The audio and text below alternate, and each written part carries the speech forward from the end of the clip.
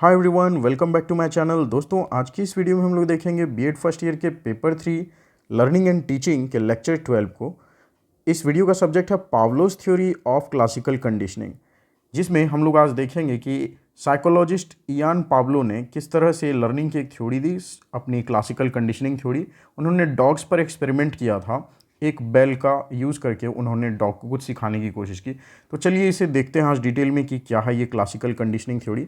Discuss the features and implications of Pavlov's classical conditioning theory, यानी कि हमें discuss करना है पाब्लो की क्लासिकल कंडीशनिंग थ्योरी क्या है, उसके फीचर्स क्या है और साथ ही साथ उसका इम्प्लीकेशंस क्या है, क्या यूज़ है। Pavlov's classical conditioning theory, also known as Pavlovian conditioning or respondent conditioning, is a fundamental concept in the field of psychology. तो साइकोलॉजी के क्षेत्र में इयान पाब्लो, जो कि एक रशियन साइकोलॉजिस्ट थे, उन्होंने एक थ्योरी दी है जिसे कंडीशनिंग थ्योरी के नाम से जाना जाता है, क्लासिकल कंडीशनिंग थ्योरी के नाम से, या इसे रिस्पोंडेंट कंडीशनिंग के नाम से भी जाना जाता है। ये theory Russian psychologist Ian Pablo ने दी थी 19th सेंचुरी में, और इन्होंने ये थ्योरी दी थी based on his experiment with dogs, यानी कि इन्होंने डॉग्स पर एक्सपेरिमेंट किया था और उसका जो इन्होंने रिजल्ट देखा उन सारे एक्सपेरिमेंट्स का, उसके आधार पर इन्होंने एक लर्निंग की थ्योरी दी जिसे क्लासिकल कंडीशनिंग थ्योरी कही जाती है। Classical conditioning explains how organisms learn to associate stimuli and respond to them. तो क्लासिकल कंडीशनिंग थ्योरी इस बात को एक्सप्लेन करती है कि किस प्रकार से कोई प्राणी चीज़ों को सीखता है, यानी अलग अलग स्टिमुलाई के प्रति किस प्रकार से रिस्पॉन्ड करता है। यहाँ पर एक वर्ड है फ्रेंड, स्टिमुलाई। स्टिमुलाई असल में प्लूरल है स्टिमुलस वर्ड का। स्टिमुलस का मतलब आप समझ सकते हो, कोई भी चीज़ जो कि प्रेरित करती है किसी प्राणी को कुछ हरकत करने के लिए, यानी कि जो रिस्पॉन्ड हम सब करते हैं या कोई भी जीवित प्राणी जो भी रिस्पॉन्स देता है वो उसका रिस्पॉन्ड है। पर अगर हम सब कोई रिस्पॉन्स देते हैं तो कोई चीज़ है जो हमें उकसाती है, उससे प्रेरित होकर के तब हम सब कोई रिस्पॉन्ड देते हैं। तो जो चीज़ उकसाती है, जो चीज़ प्रेरित करती है कुछ करने के लिए, उसे स्टिमुलस कहते हैं, और स्टिमुलस के प्लूरल स्टिमुलाई होते हैं, यानी प्रेरित करने वाले सारे तत्व को स्टिमुलाई हो सकता है। इसमें कुछ भी हो सकता है। स्टिमुलाई के रूप में कोई आदमी हो सकता है, कोई वस्तु हो सकता है, कोई सामान, कोई किसी भी चीज़ को आप स्टिमुलाई समझ सकते हो। जो भी चीज़ किसी व्यक्ति को या किसी जानवर को कोई चीज़ करने के लिए, कोई रिस्पॉन्ड करने के लिए अगर उकसाती है या प्रेरित करती है, उन सारी चीज़ों को स्टिमुलाई कहते हैं। ठीक, तो देखते हैं important terms of Pavlov's classical conditioning theory. तो पाव्लो की क्लासिकल कंडीशनिंग थ्योरी के कुछ इंपॉर्टेंट टर्म्स हैं, उसे देखते हैं। सबसे पहला है अनकंडीशनड स्टिमुलस। अनकंडीशनड स्टिमुलस, ये बहुत ही सिंपल सी बात है, मतलब कोई कंडीशनिंग अभी नहीं करी गई है, बस वो नॉर्मल जो नेचुरल स्टिमुलस है। स्टिमुलस अभी हम सब देखेंगे जो कि किसी कोई भी हरकत को करने के लिए जो प्रेरणा देने वाला कोई चीज़ है, वो स्टिमुलस है। तो अनकंडीशनड स्टिमुलस क्या है? तो it is a stimulus that naturally एलिसिट्स a specific response without any prior learning, यानी कि बिना कोई लर्निंग कराए किसी चीज़ को, अगर जैसे इन्होंने डॉग्स को ट्रेंड करने की कोशिश की थी, कुछ सिखाने की कोशिश की थी, लेकिन कोई भी अनट्रेंड डॉग जिसे कुछ भी अभी तक नहीं सिखाया गया है, उस डॉग में कुछ पहले से रिस्पॉन्स उसको देने की आदत होती है किसी स्टिमुलस के प्रति। जैसे कि अगर डॉग को फूड दिया जाए, जो खाना कुत्ते को पसंद है, वो फूड उसके सामने रखा अगर जाए, तो ऑटोमेटिक डॉग रिस्पॉन्ड करता है कि उसके जीभ से लार टपकने लगता है, सलाइवेशन होने लगता है। तो ये जो फूड है जिसकी वजह से डॉग का रिस्पॉन्स आया कि लार उसका टपकने लगा, वो फूड ही अनकंडीशनल स्टिमुलस है, क्योंकि फूड है तभी तो डॉग वैसा रिस्पॉन्ड कर रहा है, लार टपका रहा है। अगर फूड उसके सामने ना रखा जाए तो फिर वैसा रिस्पॉन्ड नहीं करेगा वो। तो यही बात है इसमें भी। In Pavlov's experiments in Pavlov's experiments the unconditioned stimulus was the presentation of food, यानी कि अनकंडीशनल स्टिमुलस इनके एक्सपेरिमेंट में फूड था, जो कि which led to the unconditioned respond of salivation in dog, यानी कि जो अनकंडीशनल स्टिमुलस था, आप ये पाब्लो की क्लासिकल कंडीशनिंग थ्योरी में, इनके एक्सपेरिमेंट में डॉग को जो इन्होंने फूड दिया, उस फूड को इन्होंने एक टर्म, एक नाम दिया, अनकंडीशनल स्टिमुलस। अनकंडीशनल इसलिए क्योंकि अभी इन्होंने कोई कंडीशन सेट नहीं किया था, और कंडीशन सेट करने के बाद कुछ कुत्तों को इन्होंने सिखाने का प्रयास किया, लेकिन ये अभी तक लर्निंग का कोई भी प्रोसेस शुरू किए बिना इन्होंने बस जस्ट किसी भी डॉग के सामने जैसे फूड रखते हैं तो वो रिएक्ट करता है अपने सलाइवेशन करके, तो जस्ट यही बात है। तो यहाँ फूड अनकंडीशनल स्टिमुलस है, और अगला टर्म जो यहाँ पर सलाइवेशन जो होता है डॉग का यानी फूड को देख करके, वो अनकंडीशनल रिस्पॉन्स है। तो unconditional response it is the automatic or reflexive response produced by the unconditioned stimulus. यानी कि अनकंडीशन स्टिमुलस अभी हमने देखा फूड, यानी फूड को देख करके ऑटोमेटिकली जो डॉग के मुंह में सलाइवेशन आता है, ये सलाइवेशन जो है फूड को देख करके, यही क्या है, सलाइवेशन है अनकंडीशनल रिस्पॉन्स। यानी फूड हुआ अनकंडीशनल स्टिमुलस और सलाइवेशन हुआ डॉग का अनकंडीशनड रिस्पॉन्स। तो ये हमने समझ लिया दो टर्म को, जो कि पावलो के डॉग वाले एक्सपेरिमेंट में इन्होंने यूज़ किया था दो टर्म। नेक्स्ट देखते हैं कंडीशनड स्टिमुलस। अब यहाँ पर कंडीशनिंग करी गई है। कंडीशनड स्टिमुलस क्या है, तो इन्होंने एक बेल, एक घंटी को इन्होंने यूज़ किया था डॉग को कुछ सिखाने के लिए, कि समझते हैं इसे। Initially a neutral stimulus that does not illicit the desired response, यानी कि शुरुआत में कोई नेचुरल स्टिमुलस जो है, न्यूट्रल स्टिमुलस, उससे कोई रिस्पॉन्स नहीं आता है। जैसे कि इन्होंने बेल का यूज़ किया, तो देखिए जिस डॉग को ट्रेंड नहीं किया गया अभी तक, उसके सामने कोई घंटी बजाएंगे तो उसे कोई फ़र्क नहीं पड़ेगा, क्योंकि उसे लगेगा बाकी आवाज़ की तरह ये आवाज़ है। तो पावलो ने धीरे धीरे क्या किया कि वो घंटी बजाते थे और तुरंत उसके सामने, डॉग के सामने उसका फूड रख देते थे। तो इस एक्सपेरिमेंट को इन्होंने बार बार किया, यानी कि घंटी बजाते थे और फिर तुरंत डॉग के आगे फूड रख देते थे। एक बार इन्होंने ऐसा किया, बार बार इन्होंने ऐसा किया, तो धीरे धीरे डॉग ये समझने लगा कि जैसे अब घंटी की आवाज़ सुनता था तो डॉग को समझ में आ जाता था, ओ फूड मिलने वाला है, और वो लार टपकाना शुरू कर देता था।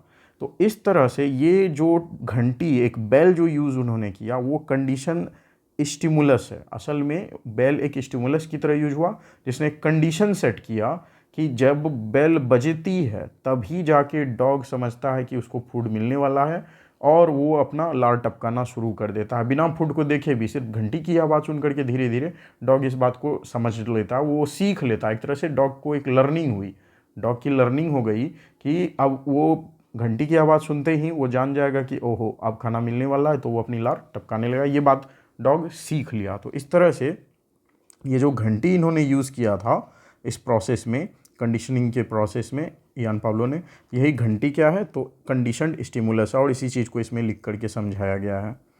तो आगे अब देखते हैं friends, conditioned respond, the response that is elicited by the conditioned stimulus after learning has occurred. यानी कि जो रिस्पॉन्स कंडीशनिंग के बाद डॉग ने दिया वो हुआ कंडीशन रिस्पॉन्ड। अलग बात है कि उसमें भी सलाइवेशन ही हुआ। In Pavlov's experiment the condition response हुआ salivation in response to the conditional stimulus the bell alone without the presence of food. यानी कि वही हुआ कि जो एक्सपेरिमेंट इन्होंने किया, पावलो जी ने जो डॉग के साथ एक्सपेरिमेंट किया, उसमें ये हुआ कि बेल को तो उन्होंने कंडीशनड स्टिमुलस बना दिया, यानी कि घंटी जब बजती तो उस घंटी की आवाज़ सुन करके धीरे धीरे डॉग ये समझने लगा कि उसे फूड मिलने वाला है। तो बिना फूड के प्रेजेंस के भी अब डॉग घंटी की आवाज़ सुनते ही सलाइवेशन जो करने लगा, यही सलाइवेशन, ये इसका कंडीशनड रिस्पॉन्ड है उस डॉग का। यानी कि कंडीशन, घंटी की आवाज़ सुन करके जो रिस्पॉन्स मिला सलाइवेशन का, यानी डॉगी के माउथ में सलाइवा आ गया, लाड़ आ गया, सिर्फ घंटी की आवाज़ सुन करके बिना फूड को देखे ही, तो ये सलाइवेशन ही कंडीशनड रिस्पॉन्ड है। तो ये चार टर्म थे फ्रेंड्स, बहुत ही इंपॉर्टेंट ये चार टर्म है पावलो की क्लासिकल कंडीशनल थ्योरी के। एक अनकंडीशनल स्टिमुलस, अनकंडीशनल स्टिमुलस हमने देखा जो कि फूड है, ठीक। फूड को देखकर ऐसे ही डॉग के माउथ में सलाइवा आ जाता है, तो यहाँ कोई कंडीशन करने की ज़रूरत ही नहीं होती है। दूसरा हमने देखा अनकंडीशनल रिस्पॉन्स, तो फूड को देख करके जो रिस्पॉन्स आता है, सलाइवा आ जाता है, वही सलाइवेशन है, अनकंडीशनल रिस्पॉन्स। फिर कंडीशनिंग जो करी हमने, घंटी बजा करके देखा, तो बीच में स्टिमुलस के तौर पर, कंडीशनल स्टिमुलस के तौर पर एक बेल को यूज किया गया, तो बेल हो गया कंडीशनल स्टिमुलस। और बेल की आवाज़ सुन करके धीरे धीरे डॉग सीख गया कि बेल की आवाज़ सुनते ही अब उसको फिर से फूड मिलेगा, और उस फूड की कल्पना करके वो जो सलाइवेशन करने लगता है सिर्फ घंटी की आवाज़ सुनने से, ये सलाइवेशन, ये है कंडीशनल रिस्पॉन्स। अब चलिए देखते हैं इसका इम्प्लीकेशन क्या है। Implications of Pavlov's classical conditioning theory. तो पावलो की क्लासिकल कंडीशनिंग थ्योरी का यूज़ क्या किया जा सकता है। लर्निंग एंड बिहेवियर मॉडिफिकेशन, पहला यूज तो ये। Classical conditioning explains how learning occurs through the association of stimuli. तो क्लासिकल कंडीशनिंग इस बात को एक्सप्लेन करता है कि किस प्रकार से लर्निंग होती है अगर हम एक स्टिमुलाई का यूज़ करते हैं, यानी किसी स्टिमुलस को लर्निंग के प्रोसेस में अगर हम कोई एक्स्ट्रा किसी व्यक्ति या किसी वस्तु का यूज करते हैं जो कि सीखने वाले में एक ललक पैदा कर दे सीखने की, एक मोटिवेट कर दे, उन्हें एक माहौल बना दे सीखने का, तो वो स्टिमुलाई एक तरह से क्लासिकल कंडीशनिंग का एग्जाम्पल है। This principle has significant implication in behaviour modification as it suggests that behaviours can be acquired, extinguished और modified by manipulating the pairing of stimuli। तो ये प्रिंसिपल जो है लर्निंग और बिहेवियर मॉडिफिकेशन का, जो क्लासिकल कंडीशनिंग में एक एक्सप्लेन करके प्रिंसिपल दिया गया, इससे ये साफ साफ पता चलता है कि बिहेवियर को मॉडिफाई किया जा सकता है। किसी व्यक्ति का जो व्यवहार है या किसी पशु का जो व्यवहार है वो वैसा नहीं है, उसे चेंज किया जा सकता है, मॉडिफाई किया जा सकता है अगर हम प्रॉपर स्टिमुलाई यूज़ करें तो। यानी कि आप व्यवहार में जो भी अंतर लाना चाहते हो उसके लिए आपको कोई एक स्टिमुलस सेट करना पड़ेगा, बार बार उस स्टिमुलस को यूज़ करना पड़ेगा और धीरे धीरे फिर रिस्पॉन्ड जो आप चाहते हो वैसा रिस्पॉन्ड आने लगेगा। फोबियाज एंड इमोशनल रिस्पॉन्सेस, इसे भी ट्रीट करने में काम आती है theory. Classical conditioning plays a role in the development of phobias and emotional responses, यानी कि फोबिया और इमोशनल रिस्पॉन्सेस में जो डेवलपमेंट होना चाहिए उसे डेवलप करने में भी ये थ्योरी काम आती है। Fear responses can be condition to neutral stimuli through association with traumatic और फियर इंड्यूसिंग इवेंट्स, यानी कि किसी व्यक्ति को अगर डर लगता है तो उसके फियर के रिस्पॉन्स को और कंडीशनड किया जा सकता है, उसके डर को और कम भी किया जा सकता है और बढ़ाया भी जा सकता है, टोटली डिपेंड किया जाता है स्टिमुलस पर।